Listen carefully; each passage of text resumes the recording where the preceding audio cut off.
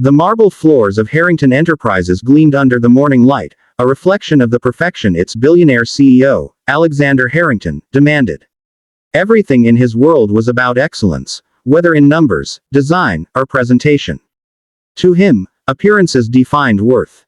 That was why, when he saw the janitor standing at the security gate holding an old violin case, his irritation sparked immediately. "Sir, you can't bring personal items into the main lobby," said the security guard. I just wanted to show it to Mr. Carter in maintenance," stammered Eddie Dawson, the janitor. He was in his late 50s, his uniform faded, his hands rough from years of scrubbing marble and polishing brass. "He said he might help me find a pawnshop that pays fair." Alexander overheard as he stepped out of his black car, adjusting his cufflinks. "Pawnshop," he repeated, his voice dripping with disdain. "You're pawning a violin. What for? A quick drink?" Eddie froze. His face flushed red as a mix of shame and anger crossed his features.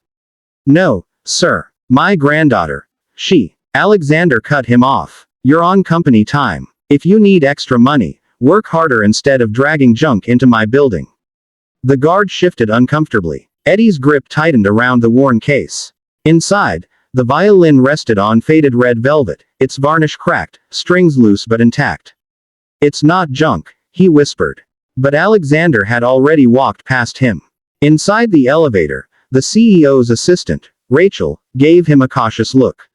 "Sir, I think Mr. Dawson's granddaughter's been in the hospital. He's been working extra shifts."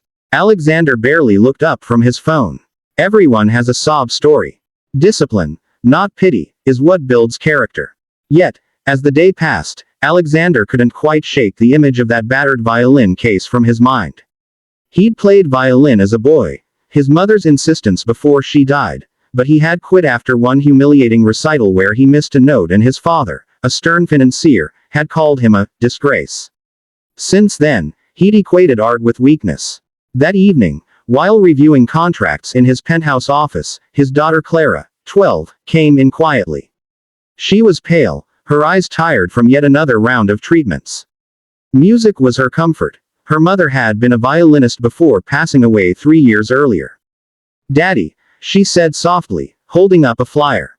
"The charity concert for the children's hospital is next week. Could I play something? I know I'm not strong enough for a long piece, but..." He sighed. "Clara, you should rest.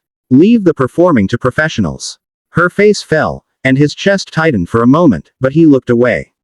"We'll attend, but you won't perform. That's final." She nodded quietly, but later that night, as he reviewed reports, he heard faint music drifting from her room, notes of Ave Maria, hesitant but heartfelt. He opened her door slightly. She was practicing on a rental violin, the bow trembling in her weak hand, yet her expression serene. And then he noticed something. A missing string, a crack near the bridge. She didn't complain, didn't ask for better, she just kept playing. The next morning, guilt gnawed at him, though he tried to suppress it. He stopped by the janitorial floor to sign some work orders and saw Eddie again, this time cleaning the break room. "You still have that violin?" Alexander asked curtly. Eddie looked surprised. "Yes, sir. Pawnshop wouldn't give much for it. Said it's old, but I can't throw it away. It was my daughter's before she passed." Alexander's tone softened slightly. "Your daughter played. She taught herself. Used to play lullabies for her little girl when they couldn't afford toys."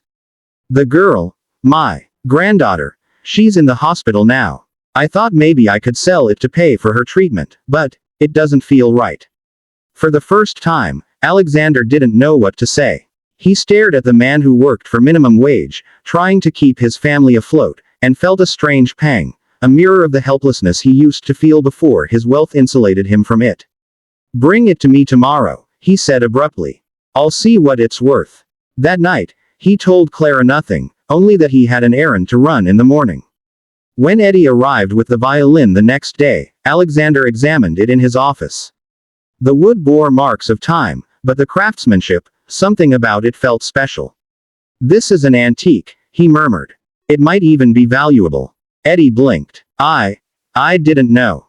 I'll have it appraised," Alexander said.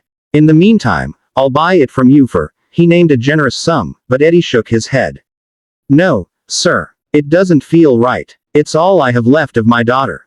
I just needed to know it's worth something. Alexander paused. He understood that feeling all too well. Then let me borrow it, he said finally.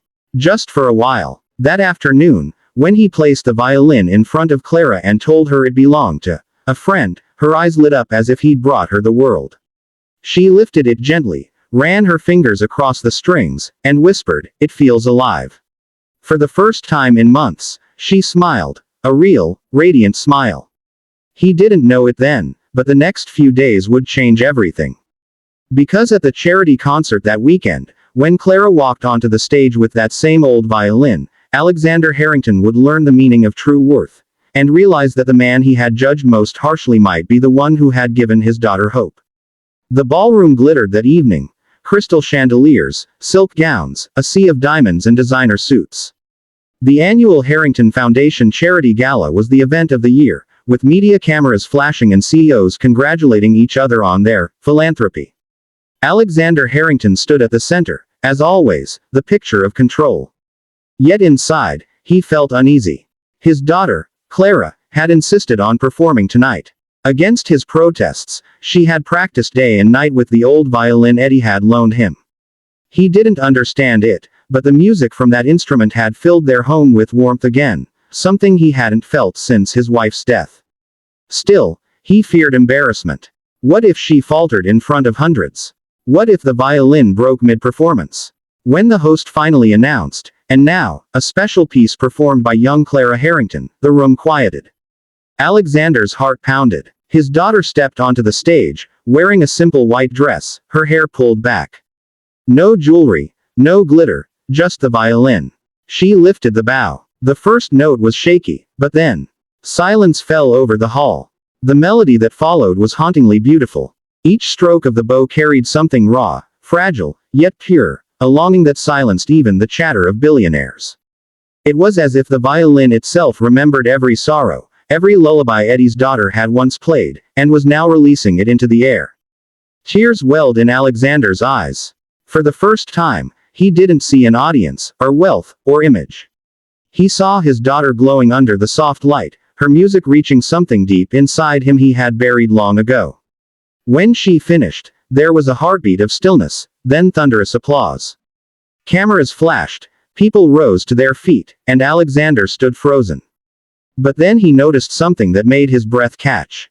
Near the back of the room, still in his janitor uniform, stood Eddie Dawson. His hands trembled, his eyes wet. He had come quietly, standing behind the catering tables, hoping no one would notice. When Clara bowed, the old man clutched his chest, whispering, "That's my daughter's song." Alexander's vision blurred. He crossed the hall, ignoring the reporters and investors calling his name. When he reached Eddie, the man looked startled. "She played beautifully," Eddie said softly. Thank you for letting her use it."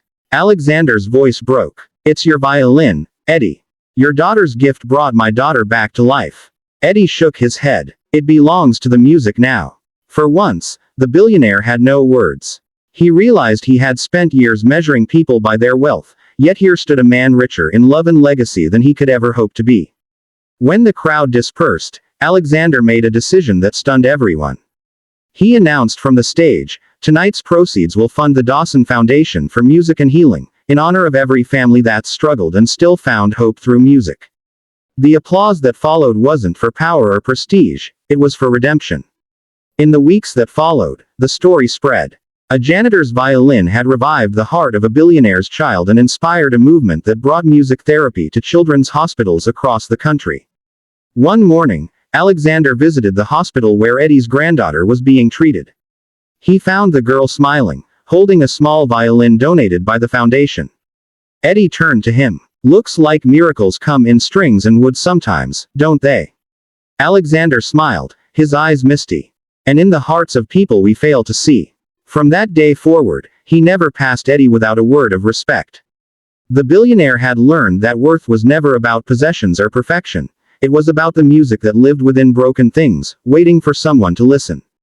And every time Clara played Ave Maria, that old violin sang not just for her, but for a janitor's love, a father's awakening, and the unspoken truth that sometimes the poorest souls carry the richest hearts.